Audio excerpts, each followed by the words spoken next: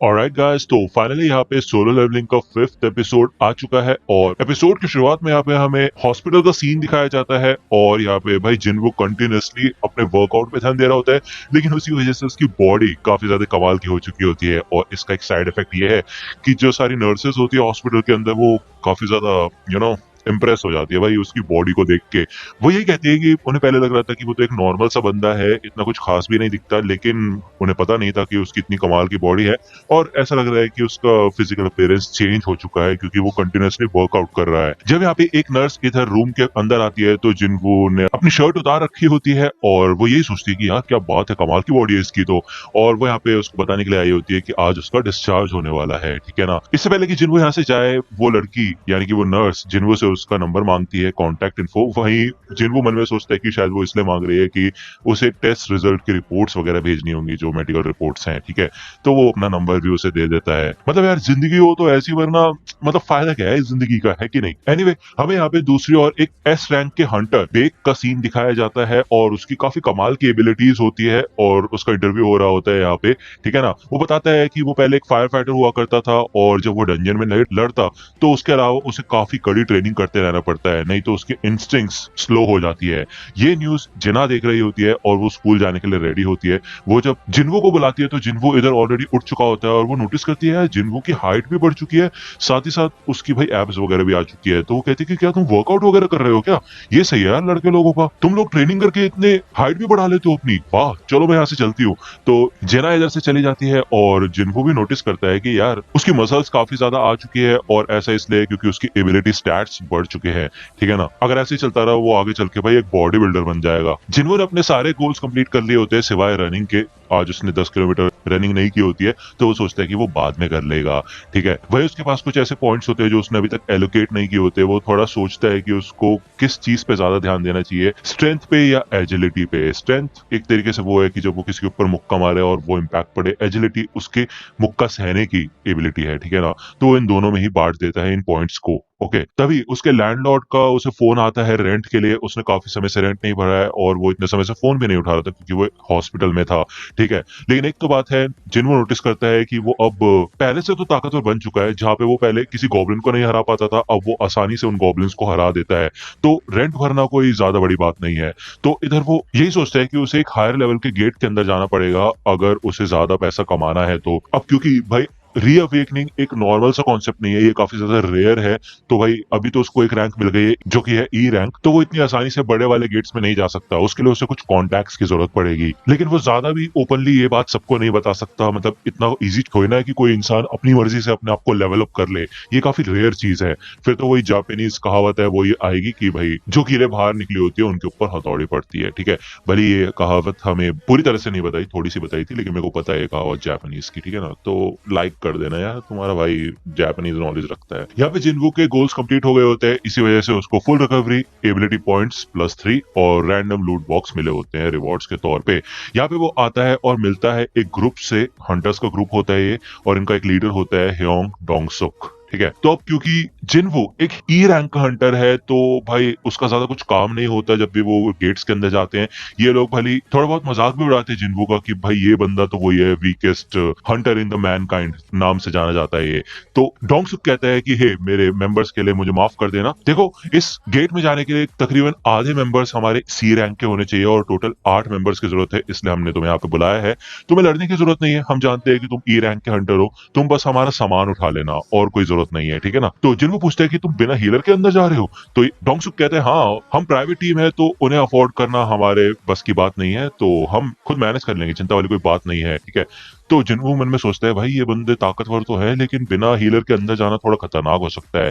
तो डोंगसुक यहाँ पे जिन्वो को एक कॉन्ट्रैक्ट साइन करने के लिए कहता है कि भाई अगर अंदर जिन्वो को कुछ भी हो जाता है तो उसकी रिस्पॉन्सिबिलिटी ये लोग नहीं लेने वाले, ठीक है। तो यार इस कॉन्ट्रैक्ट में ये लिखा होता है कि जिन्वो को 2 मिलियन येन तो मिलेंगे, लेकिन उसके अलावा जो डंजन के अंदर से 20 के द्वारा इनको जेम्स मिलेंगे उसका वो कोई हिस्सा नहीं करेंगे, उसके सिर्फ 7 ही हिस्से होंगे और जिन्वो को कुछ भी नहीं मिलेगा उनमें से, ठीक है ना। जिन्वो को इन लोगों को देख के ही पहले कुछ गड़बड़ सी लग रही होती है, लेकिन वो शुरुआत में इनको अवॉइड कर देता है।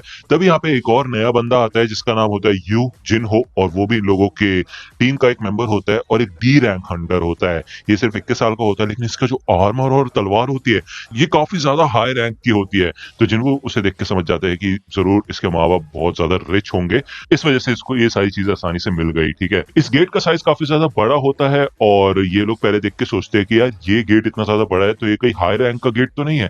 तो डोंगसुक बताता है चिंता वाली कोई बात नहीं है, ये एक सी रैंक का ही गेट है, क्योंकि इन्वेस्टिगेटर्स ने यहाँ पे 2 बार आके कंफर्म किया है। तो जिनको कहता है वैसे भी गेट के साइज से पता नहीं चलता उसका रैंक, बल्कि एसोसिएशन एनर्जी का पता लगा के ये डिसाइड करती है कि कौन सी रैंक का गेट है। ठीक है ना। तो जिन्हो कहता है वाह यार तुम्हें तो काफी ज्यादा नॉलेज है जिन्हो। तो जिन्हो कहता है हाँ, क्योंकि मैं काफी समय से हंटर गिरी का काम कर रहा हूँ। लेकिन वो यहाँ पे मन में कहता है कि ये पहली बार है जब मैं एक सी रैंक के गिल्ड के अंदर जा रहा हूँ। ठीक है ना। ये लोग जब यहाँ पे अंदर आते हैं तो काफी अंधेरा होता है और ये लोग लाइट वगैरह ऑन करते हैं। जिन्हो मन में कहता है कि यार इस अंधेरे को देख के मेरे को उसी वाले डंजन की याद आ चुकी है जो कि काफी ज्यादा खतरनाक है। यहाँ पे ल्यूमिनेसेंट स्टोन भी नहीं होते हैं।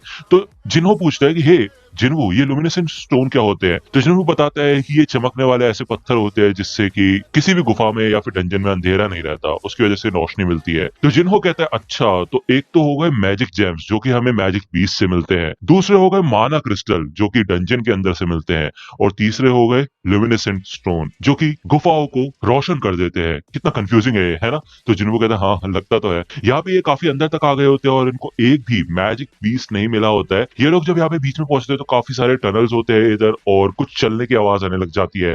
तो जिन्हों यहाँ पे दिमाग लगाना शुरू करता है और वो सोचते हैं कि ऐसे कौन से बीस्ट है जो कि अंधेरे में रहते हैं और एक साथ हमला करते हैं। तो भाई वो समझ जाते हैं कि ये इंसेक्ट टाइप के बीस्ट है। ओके, तो ये तैयार हो जाते हैं कि कौन सी तरफ से हमला होगा इनके ऊपर, क्योंकि काफी सारे टनल्स होते हैं। तो जिन्वू सबसे पहले अपने इंस्टिंक्ट्स का इस्तेमाल करके पता लगा लेता है कि इनके ऊपर से अटैक होने वाला है।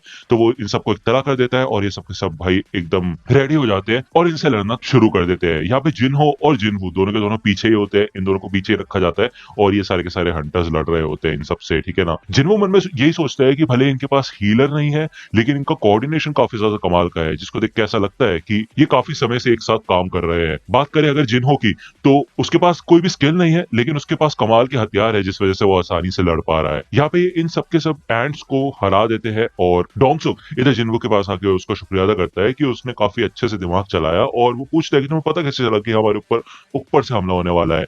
तो जिन्वू कहता है कि बस अंदाजा लगाया। तो डोंगसुक कहता है क्या बात है, तुम्हारे अंदाजे ने आज हमें बचा लिया। ये लोग देखते हैं कि इन आंट्स के ऊपर तलवार से हमला नहीं हो रखा, उसके अलावा ऐसा लग रहा है कि उनके ऊपर अलग तरीके से हमला हुआ है। ये पहले से ही घायल थी, तो ऐसा लगता है कि यहाँ पे एक बॉस है और उससे भी इनको लड़ना होगा। ठीक है ना। बस इनको सावधान रहना होगा। वही दूसरी ओर हमें एक जिम का सीन दिखाया जाता है और ये जब एक्सरसाइज यहाँ पे कर रहे होते तभी एकदम से भूकंप टाइप आता है। तो ये बंदा पूछता है भाई चल क्या रहा है यहाँ पे, हो क्या रहा है, भूकंप आ रहा है क्या। तो दूसरा बंदा कहता है अरे चिंता मत करो, ये यहाँ पे रोज का ही है। तो नीचे हमें दिखाया जाता है कि वही हंटर होता है गिल्ड मास्टर जो कि अपनी ट्रेनिंग कर रहा होता है, और भाई वो एक ही मुक्के में इतने बड़े चट्टान को चीर के रख देता है। भाई मतलब इम्पैक्ट तगड़ा होता है वो, सच में खतरनाक, एक ही हिट में वो भी। वही दूसरा हमें फिर से डंजन का सीन दिखाया जाता है और ये डंजन काफी ज्यादा बड़ा है लेकिन बहुत ज्यादा खाली भी है। एक भी मैजिक बीस्ट इनको इतनी देर से नहीं मिला होता है। यहाँ पे जिन्हों बार बार जिन्वू से पूछा होता है कि ये सामान काफी ज्यादा भारी लग रहा है यार, तुम्हें कोई प्रॉब्लम तो नहीं हो रही ना इतनी देर से तुम चल रहे हो। तो जिन्वू कहता है देखो कोई बात नहीं, वैसे भी मुझे लड़ना नहीं पड़ रहा है, तो बिना किसी मेहनत के पैसे मिल रहे हैं, चिंता वाली कोई बात नहीं है। तो वो मन में कहता है हाँ चिंता वाली तो बात नहीं है लेकिन कुछ ज्यादा ही अच्छा लग रहा है ये सब कुछ तो गड़बड़ लग रही है मेरे को, लेकिन समझ नहीं आ रहा क्या। तो यहाँ पे वो याद करता है मिस्टर सॉन्ग ने उसको एक बात बताई थी, वो हमें अभी नहीं बताई जाती। ठीक है ना, मैं थोड़ी देर में बताऊंगा आपको। आगे चल के इनको और एंड्स मिलती है जिनकी पहले से वाट लगी हुई होती है और ये समझ जाते हैं कि आगे जरूर बॉस है। ये जब आगे बढ़ते हैं लाइट जलाते हैं तो इधर काफी सारे जाले टाइप होते हैं, ये इनको काट के आगे बढ़ते हैं और इधर भाई इतने सारे मानव स्टोन्स होते हैं, मतलब बिलियन येन के यार, मतलब ये सबके सब भाई अरबपति बन जाएंगे। बहुत खुश हो जाते हैं इसको देख के और काफी ज्यादा कमाल का जैकपॉट लगा होता है इन लोगों का। ठीक है, और ये डिसाइड करते हैं कि ये अपने सातों हिस्से बांट लेंगे और इनकी चांदी चांदी हो चुकी है। लेकिन जिन्हो यहाँ पे काफी दिल का अच्छा होता है, वो जिन्हो का कॉन्ट्रैक्ट देखता है और वो कहता है कि हे डोंगसुक, इस कॉन्ट्रैक्ट में लिखा हुआ है कि जो क्रिस्टल्स हमें 20 से मिलेंगे उसका तुम कोई हिस्सा नहीं करने वाले, लेकिन जो माना क्रिस्टल मिलेंगे उनके तो हम 8 हिस्से कर सकते हैं ना। तो डोंगसुक कहता है हाँ वो तो बात है, चलो ठीक है, चिंता वाली कोई बात नहीं है, हम सबको एक बराबर हिस्सा मिलेगा, लेकिन उससे पहले हमें डंजन के बॉस से निपटना पड़ेगा। तो यहाँ पे एक बहुत बड़ा स्पाइडर वाला मॉन्स्टर होता है लेकिन वो अभी सो रहा होता है, तो उसको देख के ज्यादा टेंशन नहीं लेते। बस ये है कि इनको जल्द से जल्द इन माना क्रिस्टल्स को माइन करना होगा और जल्द से जल्द यहाँ से निकलना पड़ेगा। ठीक है, तो ये लोग अपना कुछ सामान नहीं लाए होते भाई, इन्होंने ये नहीं सोचा था कि इतने सारे क्रिस्टल्स होंगे यहाँ पे, तो उस हिसाब से ये हथियार नहीं लेके आए, तो ये जाते हैं वापस हथियार लेने के लिए। तो डोंगसुक कहते हैं चिंता मत करो, तुम दोनों यहाँ पे रुको, और वो वैसे भी सो रहा है, वो तुम्हें कुछ नहीं करने वाला। ठीक है, वैसे मेरे को अपनी टीम से कुछ बात करनी है। जिनको याद करता है कि डोंगसुक ने कहा था ये लोग अपने सारे के सारे मिशन बिना हीलर के करते हैं। उसने कहा सारे के सारे मिशन, इसका मतलब ये है कि वो पहले भी सी रैंक के डंजन्स में जा चुके हैं, तो इस हिसाब से तो इनके पास 8 मेंबर्स होने चाहिए थे ना, 6 क्यों है? तो इससे पहले कि जिनको समझ पाए तभी डोंगसुक अपने असली रंग दिखा देता है और वो कहता है क्यों बॉस चेंबर को बंद कर दो। ठीक है, तो यहाँ पे एक काफी खतरनाक एक्सप्लोजन करते हैं जिस वजह से जिनवो और जिनहो दोनों के दोनों अंदर फंस जाते हैं। वही दूसरे ओर मिस्टर सॉन्ग ने पहले ही जिनवो को इत्तला किया था कि इस इंडस्ट्री में काफी खतरनाक और घटिया लोग हैं। अब तुम्हें पता ही है कि डंजन में जाने से वैसी जान पे खतरा होता है, तो कुछ लोग इसका फायदा उठाते हैं और क्राइम कर देते हैं। उन्हें पता होता है कि वो कभी भी पकड़े नहीं जाएंगे क्योंकि डंजन्स के अंदर कोई सिक्योरिटी कैमरास नहीं होते और ना ही कोई जीता जाता इंसान होता है जो कि विटनेस बने। इसलिए अक्सर ऐसा होता है कि वो कमजोर लोगों को पीछे छोड़ देते हैं दुश्मन के पास, या फिर उन्हें हमेशा के लिए छोड़ देते हैं। जैसे कि एक छिपकली अपनी पूंछ को काट के भाग जाती है। तो जिन्हों कहता है यार मुझे यकीन नहीं होता कि वो माना क्रिस्टल्स के लिए हमको जान से मारने के लिए तैयार हो गए हैं, काश मैं उस कॉन्ट्रैक्ट की बात उससे नहीं करता तो ऐसा नहीं होता। तो यार जिन्हों मन में सोचते हैं कि नहीं ऐसा नहीं है, वो बस इंतजार ही कर रहे थे कि हम कुछ गलत मूव करें और वो हमारे पर हमला कर दे। वो हमें जान से मारने के लिए एकदम तैयार थे हमेशा। तो यार जिन्हों ने पहले नोटिस कर दिया होता है, और इससे बुरा क्या होगा भाई, वो बॉस भी जाग जाता है यहाँ पे, वो स्पाइडर आके यहाँ पे खड़ा हो जाता है और जिन्हों कहता है कि हे जिन्हों तुम मेरे पीछे आ जाओ, मैं तुम्हें बचाऊंगा। तो यार जिन्हों सच में काफी ज्यादा दिल का अच्छा आदमी है, लेकिन जिन्हों जब इसको देखता है तो वो कहता है ये सच में काफी ज्यादा खतरनाक है, और खासकर बात यह है कि ये सी रैंक का बॉस है जो कि हद से ज्यादा ताकतवर लग रहा है। लेकिन फिर वो उसे गॉड ऑफ स्टैचूज से कंपेयर करता है तो वो हंसता है और वो कहता है यार सॉरी मैंने गलत चीज बोल दी, मैं अपने सारे शब्द वापस लेता हूँ। तो वो आगे बढ़ता है इससे लड़ने के लिए और कहते हैं जिन्हों पीछे हट जाओ, मैं इससे निपटूंगा। वो यहाँ पे अपने जादू का इस्तेमाल करके उसी वाले स्वॉर्ड को लेके आता है जो कि उसे उस स्नेक वाले बीस से मिली होती है। ठीक है ना, आपको याद ही होगा लास्ट एपिसोड की बात है ये। तो यार ये एपिसोड यहीं पे खत्म होता है। तो अगर आपको ये वीडियो पसंद आई तो लाइक करना, सब्सक्राइब कर लो अगर चैनल पे नए हो तो। मिलता हूँ आपसे अगले वीडियो में, तब तक के लिए गुड बाय।